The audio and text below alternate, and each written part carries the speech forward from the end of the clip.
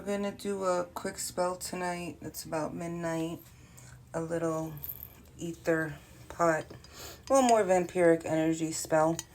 And I have my little cauldron. We're going to do a little simmer pot. I have my oils and my tarot cards that I want to work with tonight. I also have some jewelry that I want to enchant with this energy. The oil that I just worked on. This is a vampiric energy work. My little charm bag and my little carry spell bottles. Vampiric energy does not have to be in a negative way. You don't have to drain from someone directly. You can take from the ether, from if you're, enchant some makeup products, some nail polish, charms. You could take from, if you're in a busy mall or in the shopping center, if you're at a playground and there's a lot of people there, a picnic, there's, so much energy flowing in the air and the ether, you can pull from that. It doesn't have to be negative.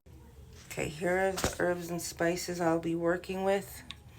Roses, of course, for glamour, elegance, beauty, grace. Jasmine, to be more seductive, sedative, draw them in, have them, have it attracted to you, bound to you, connected to you, spiritual way, physical. Cranberries, because also, one, because of the color, that's a very vampiric, seductive, sensual one. It's when I think vampire, that's what I think, that they're, glamorous, elegant, seductive. They're the berries are like the fruits of your labor, or something positive to gain from them. You're draining their energy, also almost like seducing, attracting them, if you understand that. Mugwort, also for the spiritual realm, intuition, the ether. It's one of like the top magical spells, herbs to use. Then we have labradorite for the flash, and moonstone. Also, it's ruled by the moon. The flash is like interdimensional. I have my little black obsidian cauldron crystal. Obsidian is good for protection or reflecting back energy.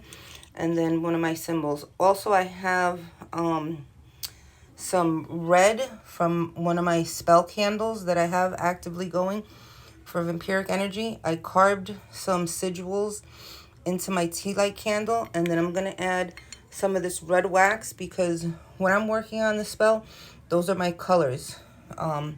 Black, red, and purple. I color code mine with color magic, so I know if I pull something from my bag, I know exactly what it's for. I went ahead and lit it. Also, I added some rose oil and a couple of my other oils, the 369, my magic oil, the magician's oil, protection oil, just to help, the connection flow. And those are also spelled. Then I add some water, and that's it. Hang my pot, and then I have a little spell going, and then it's in the air, and you smell it. I'm breathing it in. I'm focusing on it, helping that flow of energy, that manifestation, that enchantment.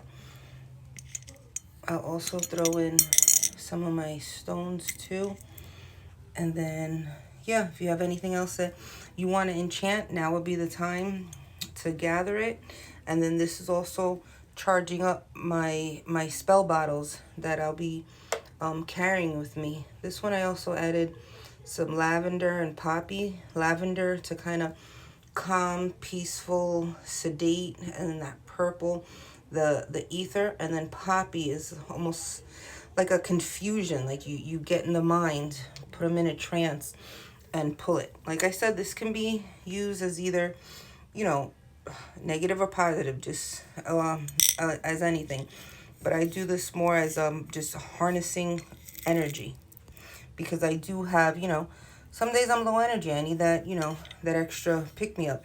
The last time I did this spell, I was up from, I think, 7 a.m. to like 2:30 a.m. and I had to like almost force myself to bed, because I was, I went out, I harnessed energy, and then I was, powered up for that day and good and going.